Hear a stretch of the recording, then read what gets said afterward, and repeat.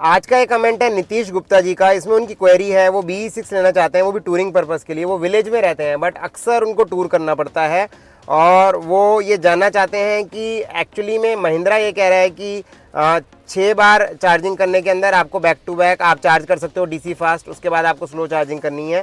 और टाटा कह रहा है कि एक टाइम फास्ट चार्ज एक टाइम स्लो चार्ज। देखिए मैं इस पर कमेंट नहीं करूँगा कि दोनों में से कौन क्या कह रहा है, ऐसा एक्चुअल में नहीं है। पहले तो मैं आपको बताऊँ, टाटा नहीं, आपको किसी डीलर ने ये बात बोली है बट ऐसा नहीं है। इन नॉर्मल मैं आपको बता देता हूँ कि अगर आप एक्चुअली में बहुत ज़्यादा लंबे ट्रैवल्स करते हैं तो DC फास्ट चार्जिंग जितनी ज़्यादा आप करते हैं उतना ही बैटरी आपकी डिप्लीट होगी। तो ये रियल टर्म्स में है, इसका मतलब महिंद्रा, टाटा, MG किसी से नहीं है। अगर कोई उसके ऊपर कोई कैपिंग लगा रहा है तो वो सही है आपकी बैटरी के हिसाब से, बट उसका एक ऑल्टरनेटिव वे है। आपको 100% चार्ज करने की ज़रूरत नहीं है। आप करिए क्या कि आप जब अपने घर से चल रहे हैं तो पूरा चार्ज करके चलिए उसको। उसके बाद जब भी आपको जहाँ ज़रूरत हो वहाँ पे आप उसको टॉप अप करिए खाली DC फास्ट चार्जिंग से।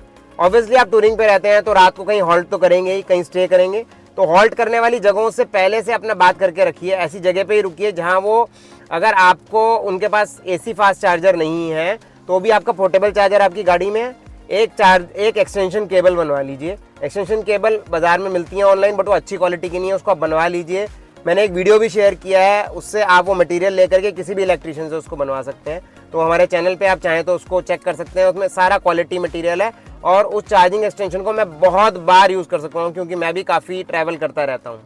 तो इनफैक्ट मैंने उसको घर पे भी काफ़ी यूज़ किया है। मैं स्लो चार्जिंग उसी के थ्रू करता हूँ क्योंकि मेरी गाड़ी थोड़ा पीछे खड़ी रहती है, दूर खड़ी रहती है जहाँ पे मेरा पॉइंट है, तो मुझे उसको यूज़ करना पड़ता है। तो आप उसको यूज़ करिए। और मान लीजिए आप ओवरनाइट भी चार्ज कर रहे हैं स्लो चार्जर से, तो BE6 के अंदर आपकी 30% तक आराम से चार्ज हो जाएगी। वो 30% बैटरी आपकी टॉपअप हो जाएगी।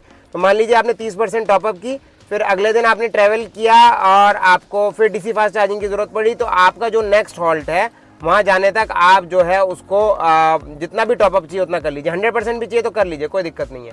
इस तरह इंटरमिटेंटली अगर आप पूरा 100% नहीं भी करेंगे और 30% भी अगर आप स्लो चार्जिंग करते रहेंगे तो आपके बैटरी साइकिल्स डिस्टर्ब नहीं होंगे, वो मेंटेन रहेंगे। और एक टिप मैं आपको देना चाहूँगा, आप जब चार्जर्स ढूंढते हैं ना तो अपने रूट्स में चार्जर्स ढूंढिए जहाँ पे स्टैटिक के तो स्पेशली हैं, औरों के मुझे नहीं पता। अदानी पे भी मैंने देखा है उनके पास स्लो चार्जर भी लगे होते हैं, मतलब उनके पास AC चार्जर भी लगा होता है, DC नहीं। स्लो चार्जर मतलब 7.2 और 11 वाट के होते हैं, तो वो स्लो भी नहीं होते हैं।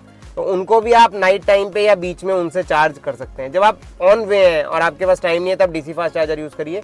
नाइट में जहाँ रुक रहे हैं अगर वो अलाउ कर दें तो ठीक है, नहीं तो आसपास AC चार्जर देख लीजिए, पक्का मिल जाएगा आपको। आजकल बहुत स्पीड से बढ़ रहे हैं, तो उनको लोकेट करके रखिए और उनसे चार्जिंग करिए।